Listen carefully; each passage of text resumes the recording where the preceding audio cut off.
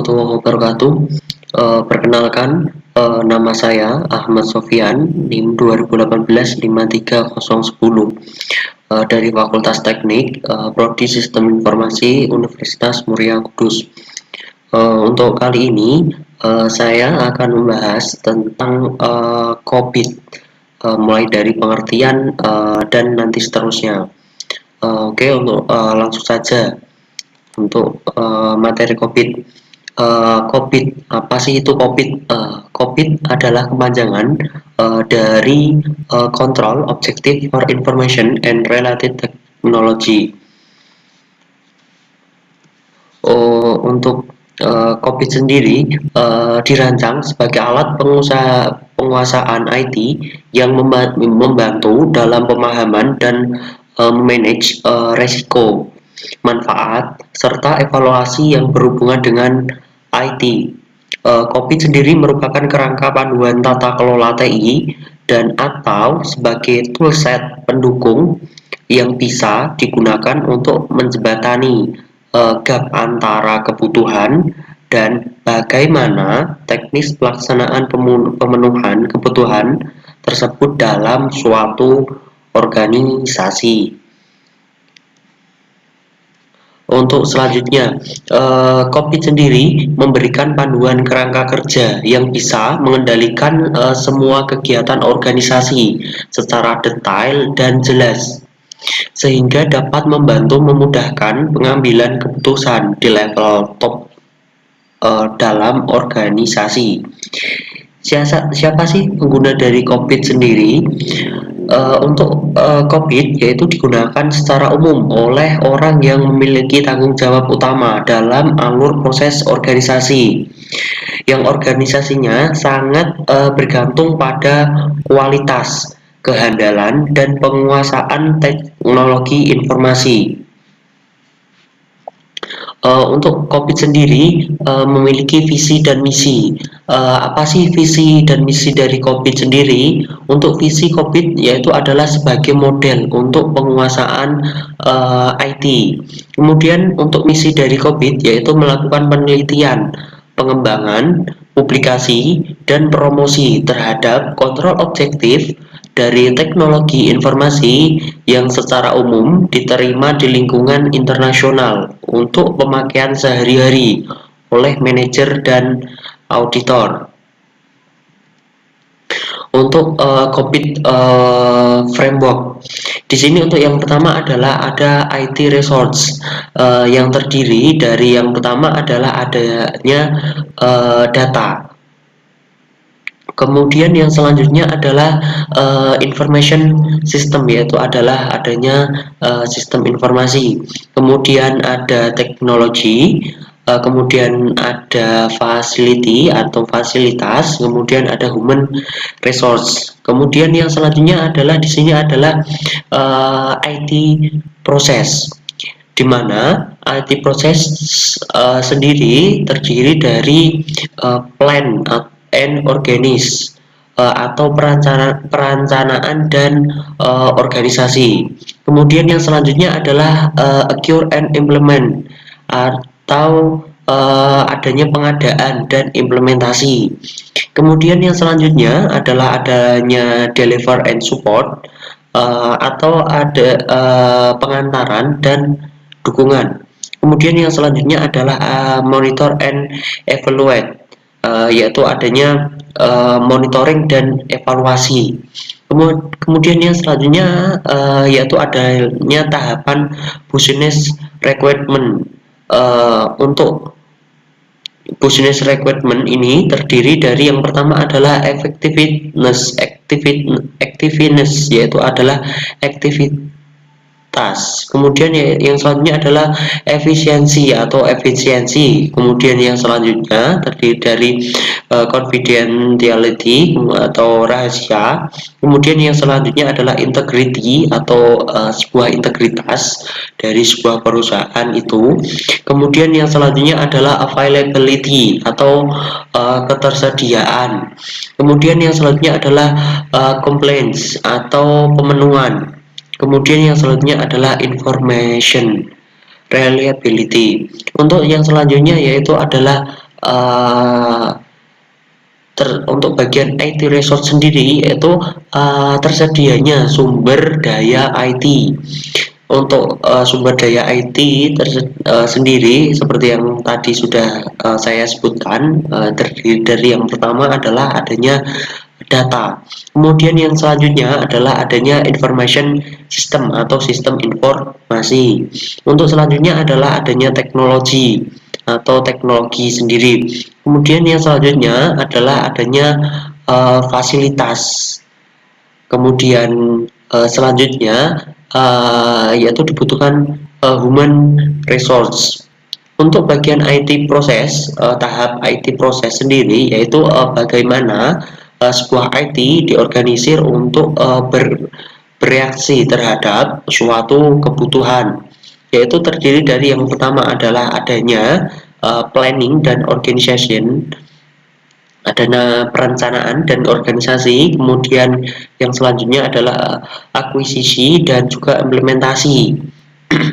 Kemudian yang selanjutnya adalah delivery dan support. Kemudian yang terakhir adalah adanya monitoring. Untuk tahap selanjutnya yaitu business requirement, yaitu apa yang stakeholder harapkan dari sebuah IT. Yang pertama adalah adanya efektivitas. Kemudian yang selanjutnya adalah efisiensi.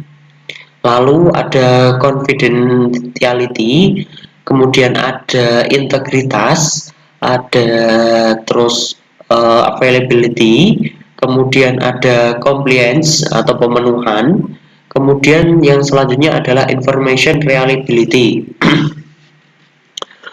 Untuk selanjutnya, COVID sendiri terdiri dari 4 domain. Untuk yang pertama, domain yang pertama adalah adanya planning dan organization, yaitu adanya sebuah perencanaan dan organisasi.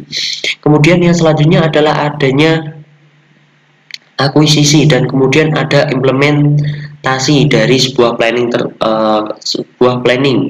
Untuk yang selanjutnya adalah adanya delivery dan support. Untuk domain terakhir di sini ada monitoring dan evaluasi, yaitu untuk di akhir yaitu adanya monitoring dan evaluasi. Untuk selanjutnya di sini adalah untuk tahap IT proses. Seperti tadi yang sudah saya jelaskan tadi, untuk di sini yang pertama untuk bagian IT proses sendiri yaitu tadi ada plan and organize, yaitu adalah perencanaan dan juga pengorganisasian. Untuk perencanaan dan pengorganisasian seperti berikut, yaitu contohnya adalah untuk topik yaitu di sini ada sebuah strategi dan juga taktik. Kemudian yang selanjutnya yaitu adalah merencanakan sebuah visi. Setelah itu, setelah adanya perencanaan visi, lalu diikuti juga dengan organisasi dan infrastruktur. Contoh untuk pertanyaan mengenai perencanaan dan juga pengorganisasian, yaitu contoh pertanyaannya adalah yang pertama, yaitu apakah sebuah IT dan strategi bisnis sudah ditetapkan. Kemudian yang selanjutnya adalah apakah perusahaan sudah menggunakan secara maksimum sumber daya yang sudah ada. Kemudian selanjutnya adalah apakah semua orang di dalam sudah memenuhi sasaran dari IT. Lalu ada apakah resiko IT sendiri sudah dipahami dan sudah diatur. Kemudian yaitu adalah apakah mutu sistem IT sudah sesuai dengan kebutuhan dari bisnis. itu tadi dari perencanaan dan pengorganisasian. Kemudian yang selanjutnya adalah di bagian pengadaan dan implementasi. Untuk bagian pengadaan dan implementasi yaitu mencakup yang pertama adalah ada IT solution. Kemudian yang selanjutnya adalah adanya perubahan dan pemeliharaan. Untuk Hal-hal apa saja yang harus ada dalam pengadaan dan implementasi adalah sebagai berikut ini. Yang pertama adalah apakah proyek baru dapat memberikan solusi terhadap kebutuhan bisnis. Lalu kemudian yang selanjutnya adalah apakah proyek baru dapat selesai tepat waktu dan sesuai dengan anggaran yang ada. Kemudian yang selanjutnya adalah apakah sistem kerja yang baru bisa diterapkan dengan baik. Kemudian, apakah perubahan yang dibuat tidak merepotkan kegiatan bisnis yang sudah berjalan saat ini. Lalu yang selanjutnya adalah pengukuran pekerjaan. Untuk pertanyaan yang mungkin yang harus ada, mungkin yang harus ada, yaitu yang pertama adalah dapatkah IT mendeteksi suatu permasalahan sebelum semuanya terlambat. Lalu, apakah jaminan kemandirian yang diperlukan dapat memastikan bidang-bidang kritis bisa beroperasi sesuai dengan yang diharapkan? Itu tadi dari bagian kontrol dan evaluasi. Kemudian yang selanjutnya adalah tujuan kerangka kerja COVID. Untuk tujuan kerangka kerja COVID yang pertama adalah mengamankan aset sistem informasi atau aset safeguarding. Kemudian nomor dua adalah efektivitas sebuah sistem. Lalu yang ketiga adalah efisiensi sistem. Lalu nomor 4, memberikan dan mengelola ketersediaan layanan sistem informasi atau availability. Kemudian yang nomor 5 adalah untuk menjaga kerahasiaan dalam sebuah perusahaan atau confidentiality. Kemudian yang selanjutnya adalah yang nomor 6 adalah meningkatkan kehandalan atau reliability. Untuk nomor 7 sendiri yaitu adalah untuk menjaga integritas data atau data integrity. Untuk 8 sendiri adalah untuk menaati seluruh peraturan dan aturan yang ada dan berlaku saat ini, baik itu di internal dan eksternal organisasi atau entitas atau compliance. Untuk yang selanjutnya adalah standar poin pertanyaan dalam framework COVID. Untuk pertanyaannya, untuk planning yang pertama adalah planning dan organization atau PO. Untuk pertanyaan kode 1 untuk PO1 adalah yang pertama adalah menetapkan rencana strategis teknologi informasi. Kemudian yang nomor 2 adalah untuk menetapkan arsitektur informasi. Kemudian nomor 3 adalah menetapkan arah teknologi. Kemudian yang selanjutnya adalah menetapkan organisasi TI dan hubungannya. Lalu nomor 5 adalah untuk mengatur investasi. Untuk selanjutnya yaitu nomor 6 adalah mengkomunikasikan tujuan dan arahan manajemen. Lalu yang selanjutnya adalah mengelola sumber daya manusia. Terus nomor 8 adalah memastikan kesesuaian dengan kebutuhan eksternal. Lalu yang nomor 9 adalah untuk menilai resiko. Lalu kemudian yang selanjutnya adalah untuk mengatur proyek dan juga untuk mengatur sebuah kualitas. Untuk yang selanjutnya adalah identifikasi solusi-solusi otomatisasi. Kemudian yang selanjutnya adalah untuk memperoleh dan memelihara perangkat lunak aplikasi. Kemudian memperoleh dan memelihara infrastruktur teknologi. Lalu nomor 15 yaitu untuk mengembangkan dan memelihara prosedur. Lalu yang selanjutnya adalah untuk instalasi dan pengakuan sebuah sistem. Untuk nomor 17 yaitu mengatur perubahan atau manage change. Kemudian untuk di bagian poin delivery dan support yaitu delivery support yaitu untuk menetapkan dan mengatur tingkatan pelayanan. Kemudian ada mengelola layanan pihak ketiga, ada mengelola kapasitas dan kinerja, menjamin layanan berkelanjutan, menjamin keamanan sistem, mengidentifikasi dan mengalokasikan biaya, lalu mendidik dan melatih user. Selanjutnya yaitu adalah untuk membantu dan memberikan masukan kepada pelanggan, lalu mengelola konfigurasi, mengelola kegiatan dan permasalahan, mengelola data, mengelola fasilitas, mengelola operasi. Terus yang selanjutnya adalah untuk bagian poin monitoring dan evaluation atau ME. Untuk yang pertama adalah mengawasi sebuah proses, lalu menilai kecukupan pengendalian internal, lalu memperoleh jaminan independen, lalu yang selanjutnya adalah untuk menyediakan audit independen.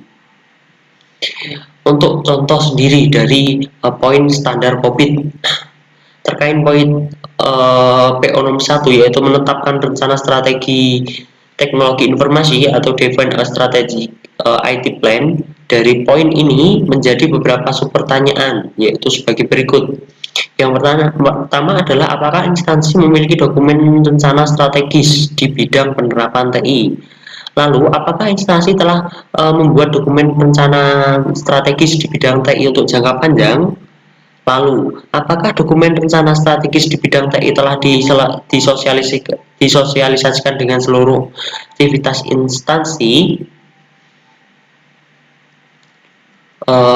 Untuk yang selanjutnya, yaitu adalah skala penilaian. Untuk skala penilaian sendiri yaitu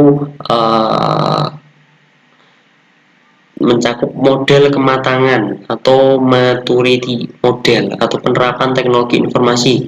Untuk model kematangan sendiri, yang pertama adalah model kematangan, yaitu digunakan sebagai alat untuk melakukan benchmarking dan juga self assessment oleh manajemen teknologi informasi secara lebih efisien. Untuk selanjutnya yaitu adalah model kematangan untuk pengelolaan dan juga kontrol pada proses teknologi informasi didasarkan pada metode evaluasi perusahaan atau organisasi sehingga dapat mengevaluasi sendiri. Lalu yang selanjutnya adalah untuk menggunakan skala mulai dari level 0, non-existent, kemudian sampai level hingga level 5 atau optimis untuk maksimal. Kemudian ini adalah tingkat model dari kematangan sebuah sistem informasi. Yang pertama adalah dari 0 atau tidak ada proses manajemen. Kemudian yang pertama adalah ke-1 yaitu ada inisialisasi, yaitu proses bersifat ad hoc dan tidak terorganisir. Lalu yang nomor 2 adalah dapat diulang, yaitu proses mengikuti pola yang teratur. Lalu nomor 3 adalah ditetapkan, yaitu proses didokumentasikan dan dikomunikasikan. Lalu pada nomor 4 adalah dapat diatur, yaitu proses dimonitor dan dapat diukur. Kemudian yang terakhir yaitu adalah nomor 5, COVID nomor 5, yaitu dapat dioptimalkan, yaitu proses otomatis dan mengikuti standar. Yang selanjutnya adalah adanya tabel model kematangan di sini. Tadi mulai dari level 0, level 1, level 2, level 3 sampai level 5 tadi. Level 2 ini tadi level 2, ada level 3, kemudian level 4 dan juga level 5. Ini camnya adalah kriteria dari kematangan. Seperti ini tadi untuk yang nomor 5 yaitu level sudah optimal, paling optimal, yaitu adalah proses telah dipilih ke dalam tingkat praktek yang baik berdasarkan hasil dari perbaikan berkelanjutan dan permodelan kedewasaan dengan perusahaan lain. Mengotomatisasi alur kerja, penyediaan alat untuk meningkatkan kualitas dan efektivitas serta membuat perusahaan cepat beradaptasi. Contoh studi kasus, untuk dapat mengimplementasikan program IT governance tata kelola IT dengan sukses sangat penting untuk kita mengerti keperluan dari pihak manajemen, sehingga IT government dapat mendukung kebutuhan dari lini manajemen. Contohnya yaitu adalah auditor melakukan audit untuk poin DS5 yaitu manajemen keamanan sistem. Tujuan dari auditor adalah untuk menjawab beberapa pertanyaan adalah sebagai berikut. Pertama adalah apa sih kebutuhan manajemen yang mempengaruhi penerapan dari DS5 yaitu adalah jaminan keamanan sistem di UMK. Kemudian yang selanjutnya adalah apakah pihak eksekusi dan pimpinan UMK menyetujui setiap tentang DS5 yaitu jaminan keamanan sistem. Kemudian apakah pihak fakultas dan staf MK patuh pada prosedur DS5 jaminan keamanan sistem. Terus kemudian apa saja keperluan dari setiap fungsi pimpinan unit di UMK. Lalu yang selanjutnya adalah bagaimana keperluan-keperluan mempengaruhi dalam penerapan DS5 yaitu adalah jaminan keamanan sistem di UMK. Itu adalah beberapa pertanyaan. Untuk dapat menjawab pertanyaan-pertanyaan tersebut, penyelidik menggunakan COVID untuk mengevaluasi UMK pada manajemen keamanan sistemnya. Yang pertama adalah menggunakan key goal indikator atau disingkat KGIS dan key performance indikator untuk mengevaluasi sebuah resiko. Key goal indikator yaitu digunakan untuk menilai sebuah target dari pelaksanaan. Kemudian ada key performance indikator yaitu adalah nilai dari pelaksanaan dari realnya, aslinya. Kemudian yang selanjutnya adalah KGIS yaitu adalah KPIS adalah selisih, adalah resiko atau ketidak tercapaian. Itu menggunakan COVID maturity model untuk mengevaluasi perkembangan dan pelaksanaan dari peraturan, prosedur, dan kontrol dari DS5. Untuk selanjutnya yaitu auditor merekam atau mencatat semua hasil wawancara. Kemudian lalu auditor mengevaluasi rekaman hasil wawancara dan temuan pada buku kerja untuk setiap pertanyaan. Lalu auditor melihat apakah ada perbedaan antara rencana awal DS5 dibandingkan dengan penerapan final. Lalu setelah selesai, auditor memberikan penjelasan untuk setiap item dari pertanyaan-pertanyaan tersebut. Kemudian auditor telah melakukan audit di OMK terkait aspek manajemen dari penerapan program IT government. Kemudian auditor mencoba melakukan audit untuk poin DS5.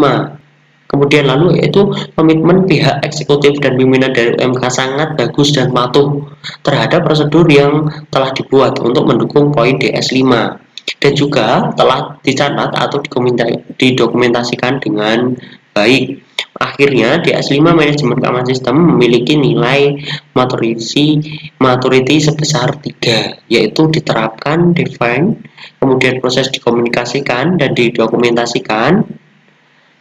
Terus mungkin cukup sekian di sini dari saya. Mohon maaf jika ada kesalahan dan kekurangannya. Terima kasih. Wassalamualaikum warahmatullahi wabarakatuh.